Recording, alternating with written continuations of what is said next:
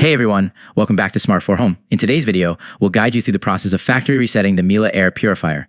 Whether you're troubleshooting issues or preparing to sell or store your device, a factory reset can often resolve common problems and restore your purifier to its original settings.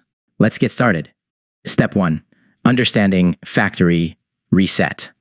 Firstly, let's clarify what a factory reset does. It erases all customized settings and restores the purifier to its initial state as if it just came out of the box. This can be helpful if your purifier is malfunctioning or if you simply want to start fresh. Step 2. Locating the reset button. The Mila Air Purifier typically has a reset button located in a convenient spot, usually on the back or side of the device.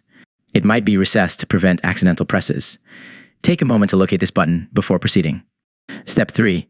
Performing the factory reset. To initiate the factory reset, follow these steps. Ensure the purifier is powered on.